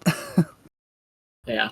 See, for me, Xbox analog placement is correct for like first-person shooters and maybe third-person action games, kind of like Dynasty Warriors Gundam, or like emulating Ocarina of Time. Like the 360 and the Xbox One controllers are great for that. Mostly because, well, not actually from experience on a 360 controller. I had a Thrustmaster Dual Action, or Thrustmaster Firestorm, that was it. Logitech was the Dual Action. But yeah, that had the Xbox layout for its analog sticks, and it was great for running Project 64 and playing Ocarina of Time and stuff. But for like fighting games and platforming games, which are kind of my bread and butter, the like DualShock layout makes more sense for those. So I guess it all depends on like the 3D environment versus 2D environment for me. Yeah. I will say that I'll probably touch on it when we get to the Xbox One controllers and stuff, but the bumpers on the 360 controller felt better than the Xbox One controllers to me. I'll touch on that later when we get to that. And now we're moving on to the next generation with the Wii U and the PlayStation 4 and the Xbox One and also the Nintendo Switch, because Nintendo did the Wii U. Yeah. Yep. Starting off with the Wii U gamepad. Lucas, you had it at A. Neil, you had it at B. I had it at C. Huh. The gamepad. My opinion is average. Cool. So, the gamepad itself is really, really cool. My main gripe with it comes down to the thumbstick placement. I don't mind the thumbstick placement on the gamepad. I don't like that they are above the face and the D-pad buttons. Right. I don't like on that thing with the D-pad being as large as it is. I didn't like having to reach down to access those buttons off of the joysticks. It wasn't comfortable. Like, it's already such a big bulky thing. Like, it just wasn't really comfortable for me to reach down for those buttons as opposed to reaching up for them if the joysticks were placed beneath them. Well, for me, we come back to symmetry. They are symmetrical. Technically. See, to me, the Wii U gamepad was large enough to where the like analog versus D-pad placement was kind of a non-issue. Like, because of its size, the ergonomics worked out that like it was just as comfortable for my thumbs to be on the D-pad or on the analog stick. Similar here. Yeah. Yeah, I'm literally holding my gamepad in my hand right now, and I remember it kind of annoyed me a little bit when I was playing something like Hyrule Warriors back in the day. But Fair. Yeah, I'll give it a B. I'll bump it up to B. I mean, B. Gamepad was my like go-to controller for Smash for Wii U for the longest time. Huh. GameCube controller. Now that you mention it, like I did for a time play Smash for Wii U specifically on the gamepad just so I could play it in my room, not hooked up to a TV. Yeah. And that was when I discovered that I was a pretty mean Charizard main. Because that was when they split Charizard off and made him his own character, and he was awesome. Yep. That was the game I became a Ganondorf main. Oh no. That was where it began. Yep. Oh. Ganondorf was not great in Brawl, not great in Melee. Smash for Wii U with that side B and the fact that they specifically made it so that your opponent KO'd first is just too good. Yeah. And then the other Wii U controller that we got on the list is the Wii U Pro controller. Lucas, you gave it a C. That layout is so bad. Yeah. Neil, you gave it a D. I gave it a C also. This is I didn't have the actual Nintendo brand Pro controller. I had a like miniature Power A wireless Pro controller for the Wii U, and that thing was really cool. But that had the asymmetrical thumbstick placement, if I recall correctly, and it was like really small.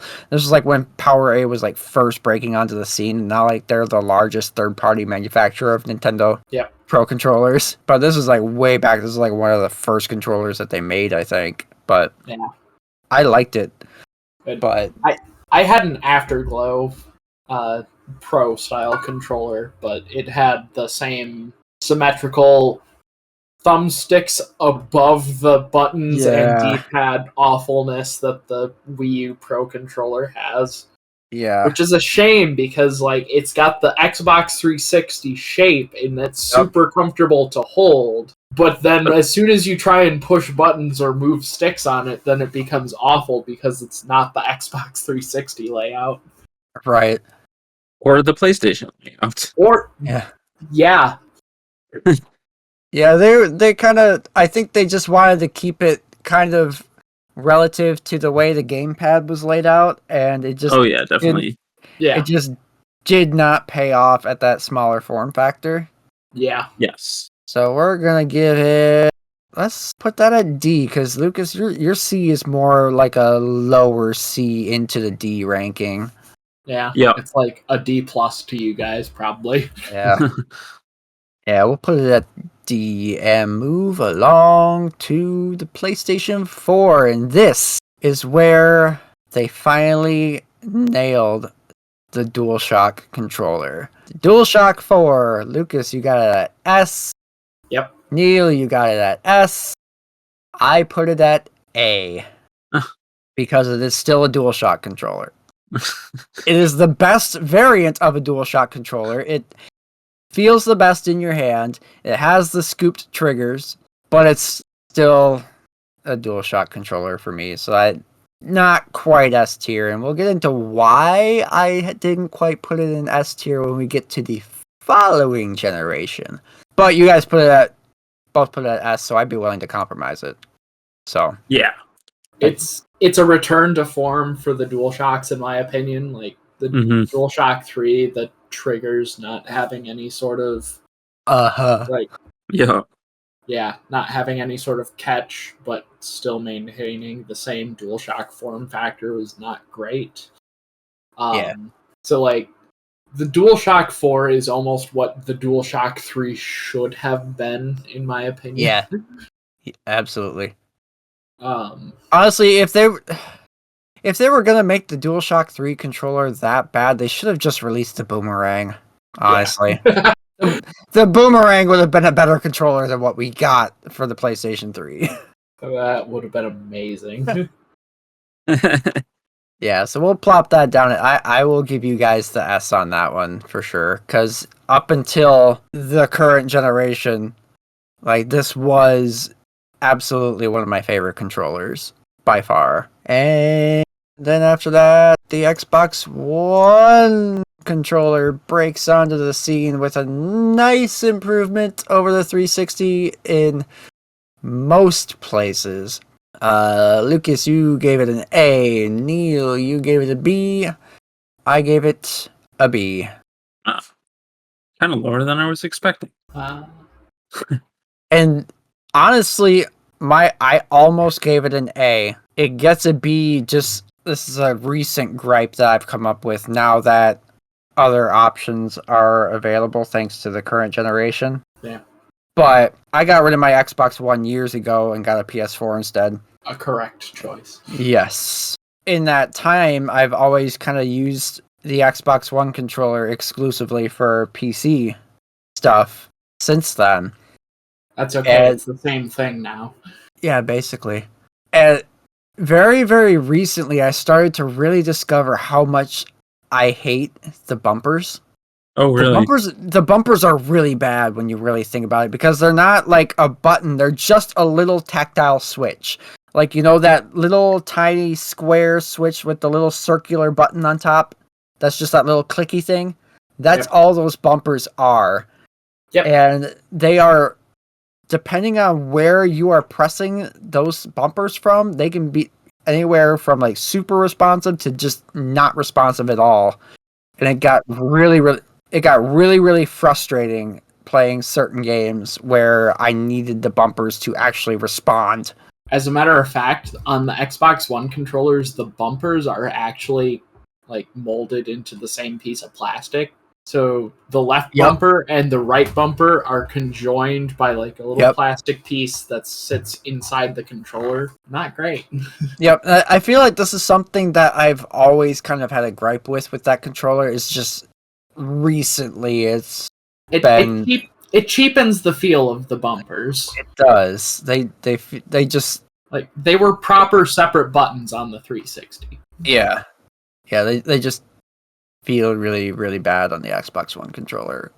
And This is objectively, one that I haven't actually played with too much, so I could easily lower my rank.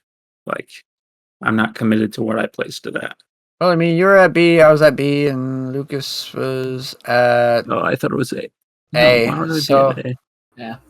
The D-pad is such a massive improvement over the 360s. yes. Yes. Like, I can comfortably play fighting games with that D-pad, Yep. and that's pretty important to me. The D-pad is good, but for me, it's in the wrong place. So, yeah. The DualShock 4 is just my perfect controller for emulating. That's fair. Yeah. I mean, kind of same. My perfect controller is the DualShock 1 right now.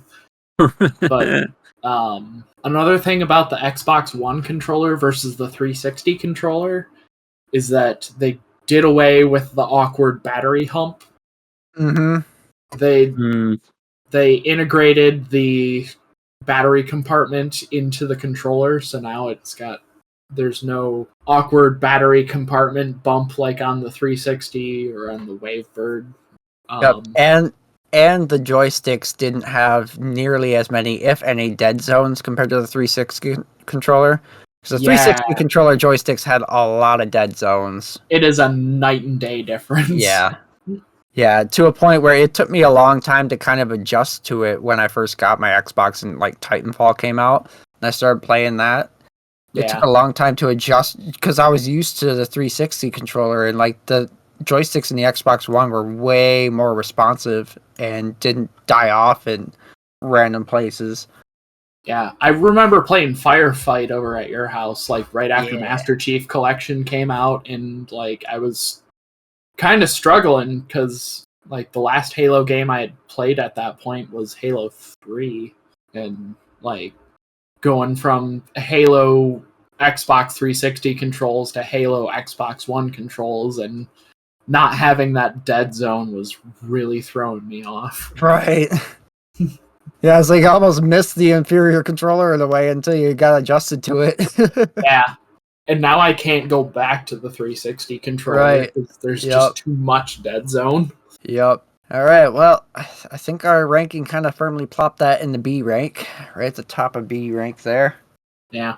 All right. And then, is that the end of that generation? Nope. We got one more. That's kind of also current generation at the same time because, again, the Wii U effect kind of. Yeah, we're onto the Switch. And we got a couple different peripherals to talk about here. First up is the iconic Joy-Cons, which Lucas, the Drift-Con. The Drift-Con. Lucas, you put them at B. Yeah, you put them at D. Holy balls. I put them at B. Yeah. Not a fan of the Switch, huh? I love the Switch. The Switch is great. The Joy-Cons are just terrible. Yeah. If you could get Joy-Cons that emulated the shape of the Wii U gamepad, the Joy-Cons would be great.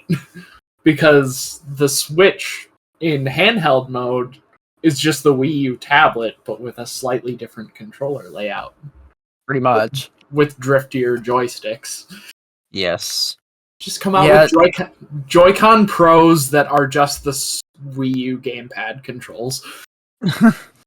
Yeah, the joysticks are definitely the weakest part of the Joy-Cons. For me, it's not the only issue.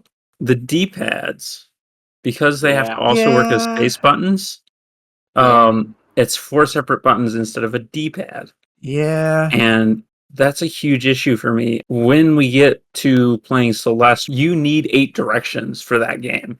It's critical. And using a Switch Joy-Con does not work. Yeah. It is way easier to play Celeste on Steam with a PS4 controller as opposed to on the Switch. I have a Joy-Con with a regular D-pad. Is it first party? Technically. What are you talking about? I mean, I modded it. Oh. But, I mean, the hardware is first party. It's an official Joy-Con. I just modded the shell. Right. And right. Okay. I forgot about that. Was it worth it? I don't know. It was very difficult. There's a lot of very, very tiny ribbon cables inside that thing. I don't recommend doing modifications to your Joy-Cons unless you are very technically savvy. Yeah. It's not something you can just take the shell off and put a new one in type deal. Uh-huh. Yeah. But what I was kind of touching on back when we were talking about the Wii Remote and the Nunchuck, the one biggest thing I do like about the Joy-Cons is that you can hold them both separately from each other. And again, it just makes it more comfortable for when you're sitting and I stuff. hate that. Like when I was like I remember way back when I first got my Switch and I got Xenoblade Chronicles 2 and I was playing through that the first time, I would just take both Joy-Cons and just leave them separated, not put them in the little controller adapter for them. And I just sit there and I would just marshmallow into the couch and then just lay there however I felt comfortable. And no matter how I sat, I would always have full control of the game. And I was never locked to holding a controller in one position. And I enjoyed that. I can't do that's that. fair. I don't know. I can't do that with I don't Joy-Cons. think you've ever tried it. Oh, I have. When it comes to I don't- games I that don't use believe both Joy-Cons as the controller, I do Mhm. prefer to have them docked in the controller dock. Yes, exactly. That being said, most of the time I play my Switch now, I'm using a variant of a Pro controller. But I still enjoy doing that with the Joy-Cons. The Switch comes back to symmetry for me because it is very asymmetrical while at the same time being symmetrical in a weird way. If you're playing a game using a single Joy-Con, the game can like make or break depending on which Joy-Con you have. Yeah. It's real weird. Yeah. Like, I forget which Joy-Con when I'm playing Mario Kart I prefer with the single Joy-Con. I want to say it's the Joy-Con with the minus button that has the analog stick closer to the edge. Yep. Yeah, same here. I prefer that one generally. Yeah. That's the more comfortable one. It's not like the Joy-Con with the plus button on it isn't quite like GameStop 2-player controller for your little sibling bad, but it doesn't feel quite right. Right. I will say one plus for the Joy-Cons is that you can buy different colors and like mix and match them. That's cool. It's like a collectible, except they're $60. $80. Oh, they're $80 for a pair. Is it? I don't think that's right. Not anymore. $79.99. Damn. Not anymore, is it? Really? 80? My Jeez. Okay. How much? Okay. When did I have $80 to spare on a second pair of Joy-Con? Wow. Yep. You gotta be careful though, because there's a lot of like knockoffs running around out there. Oh yeah. For now too, and so basically like designed the same way. A lot of them are obviously knockoffs because they have like a different shape, but there are also ones that are the same exact shape and form as regular Joy-Cons. Interesting. Good to know. Yeah. Well, let's place this thing. So we got 2 B ranks and a D rank. So that puts the Joy-Cons firmly into C territory, I believe. I think so. I feel like they're worse. I don't know where. C above Wii Remote and Nunchuck because a pair of Joy-Cons I think is better than that. Yeah. Like we didn't even touch on like the motion tracking and stuff, but the motion tracking in the Joy-Cons are better than what the Wii had without the sensor bar. Yeah. Dare I say even better than the Wii Motion Plus adapter or the Wii Motion Plus Wii Remote. Yeah, they've got some pretty impressive gyroscopic and motion tracking in there. That's for sure. Oh yeah. All right, but there's one more Switch peripheral, the Switch Pro controller that we gotta talk about. So, Lucas, you got it at A. Neil, you got it at B. I got it at A. I mean, there's not really much that we can say about this one that hasn't been said about other similar controllers before. The D-pad is mushy. Yeah. That's the only big thing. It's a Yeah. better Xbox One controller because it has the Nintendo layout, and I don't have to look at it when I'm trying to figure out what button to push. Well, better Xbox One controller, you say. Well, we're plopping that right there at B rank above the Xbox One controller because we got 2 A's Sounds in the B good. rank. All right, yeah, it's Although, got the actually, no, it's got the let's put it- Nintendo layout, and that's important to me. we don't have enough A's. We'll put it at the bottom of A rank. How about That's that? fair. Because it is technically 2 A's in the B. So Yeah, that makes Current- sense. yeah. Current gen controller, go hang out with the Genesis and the NES. Yeah. All right, and there is one more. We're not really gonna be honest. We're not really gonna touch on the Xbox Series controller. It does technically have some improvements over the Xbox One controller, but for redundancy's sake, it's not unique Yeah, enough as and we're opposed running to out of like time. other difference. And yeah, we are we are Yeah, the X- we are beyond short on time right now. We are on negative time right now. All right, so the final controller today is the PlayStation 5's namesake controller, the DualSense controller. Lucas, you got it at S tier. Neil, you got it at A tier, and I have it at S tier. This is, to me, the best controller that's ever been made. it's really good. It's something that just at face value, you can't really judge it because there's so much technology that they crammed inside the controller that you really need to actually physically play with it to really get a feel for it. And it's so good. It is my favorite controller. This thing is cool. Just like, it's more than just your typical like DualShock rumble feature. Like there is the tiniest, subtlest vibrations you can think of in there. It's got physics simulation and stuff. Like one of the demos in Astro's Playhouse, it shows a bunch of little Astro robots being dumped inside the controller to test out the motion, and you can shake it around, and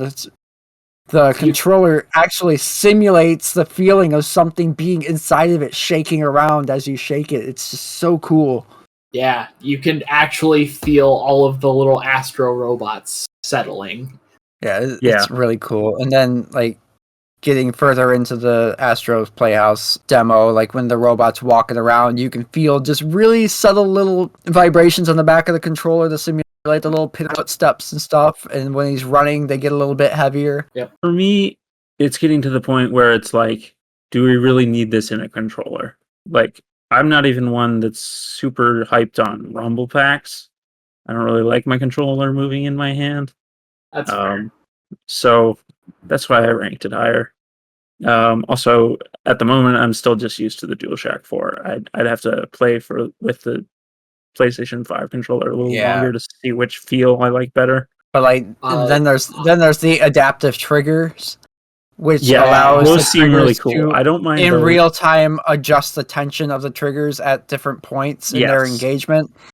So games like Ratchet and Clank Rift Apart, for example, every weapon has 2 different firing modes. So the way they utilize the adaptive triggers is they set the trigger to lock at a half pull. So when you do a half pull, it fires the gun in one mode, and when you do a full trigger pull, it fires the gun in its secondary mode. And that was just something really cool. When I was first playing it, I was like, is something wrong with my controller? And then I realized it was supposed to do that. And then it just became second nature, and it's like, oh man, this is cool. Because before you would have to assign that to a second button to have an alternate fire mode. You would either have to press a button to switch fire modes, or you would have one button for each fire mode. This way, it allows them to have it all in that one trigger, and it feels a lot more fluid that way. Right. And this is the kind of thing, unlike the Rumble, that it feels less like a gimmick and more like a functional game controller feature. Yeah. I can see a lot more games using the trigger than will use the Rumble. Besides, like what the Switch has with just a few games that use the whatever they call the motion detection in that, the gyroscope. I know what you're talking about. What they call it. They have a fancy name for it. They do. Can't think of it right now. Anyway, DualSense controller is getting slapped right up there in S tier. And that's going to round off our list. Yeah. Woo! No Sega or Xbox. Nope. Quick recap of our list now that it is completely compiled. At S tier, we have the DualSense controller, the Super Nintendo controller, the GameCube controller, and the DualShock 4. A tier, we have the NES controller, the 3-button Genesis controller, and the Switch Pro controller. At B tier, we have Xbox One, Xbox 360, the GameCube Wavebird, the Dreamcast, DualShock 2, DualShock 1, Dual Analog, and the Wii U Gamepad. Going down to C, we got the Switch Joy-Con, the Wii Remote with the Nunchuck attachment, the Wii Classic Controller, PlayStation Gamepad, NES Dogbone, version 2 Saturn, and the Wii Remote. And D tier, we got the Wii U Pro Controller, Master System Controller, the Nintendo 64 Controller, version 1 Saturn Controller, Saturn 3D Controller, Xbox S Controller, and the Xbox Duke. And then, rounding out our list, the greatest failures of all time, the 6-button Genesis controller, and the DualShock 3 get Fs. And of course, there are hundreds of other controllers out there that we did not discuss. Yeah. But it took us 2 hours just to get these ones ranked. Yep. So these are the Don't ones even we're get doing. me started on Pong consoles or the Ataris. Yes. So these are what we got. So we're just going to kind of rapid machine gun fire through the rest of this. We're going to have to forego some of our usual segments again at the end of the episode here because we're like way over on time. We're trying to rein it back in. We'll get there. But hey, longer episodes just means more stuff for you to enjoy, right? Yeah. Anyway, we're going to machine gun into our Leak to the Past because this is something I'm really excited about. Released today in the day of recording, July 24, 30 years ago in the ripe old year of 1992, we got in Japan the Super Nintendo release of Teenage Mutant Ninja Turtles 4, Turtles in Time. One of the best beat-em-ups ever made. One of my favorite Super Nintendo games ever.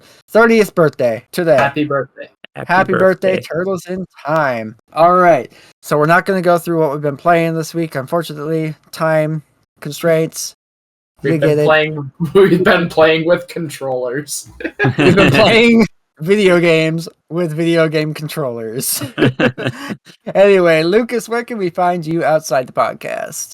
Find me on YouTube at Carnival9, That One Gaming Podcast. I do long plays of games that we do for That One Game episodes. And also find me on Twitter at Karn_evil_999. I post garbage. What about Neil? Where can we discover the person who is Neil outside of the podcast? I don't know why I'm saying it like this. Well, you can discover... No, I'm not doing that. You can discover me at YouTube and twitch.tv/VMK89. I'm also on Twitter at IamVMK89. And as for myself, if you're watching this on YouTube, you're already in the right place. That's youtube.com/deliciousmorsels. That is also where I am now streaming every single Wednesday. I do Indie Wednesdays. This week we played Stray, and it was amazing. I'm playing it again next week. We're going to try to finish it, hopefully. It's not that long a game. We might get it done. We'll see. Indie Wednesdays every Wednesday, youtube.com/deliciousmorsels. You can also find me on Twitter at deliciousmorsel. Only one morsel because character limits limit my creativity. And anyway, that wraps up episode 10 and our definitive TOGP controller tier list. What did you think? How would you rate the controllers we discussed today? You can email the podcast directly at fans.togp@gmail.com and let us know, as well as ask any other questions you may have, and we may read and respond to it in a future episode. But anyway, as always, if you liked what you heard here today, please be sure to hit that subscribe button where that's an option. Leave us a review on Apple Podcasts because I hear they like that stuff. Hit the like button if that's a thing, and feel free to share it with a friend. We'll be back in a couple weeks with another episode, but until then, have a wonderful rest of your day, and remember, Play for the cows. Stay for the Bears. you betcha.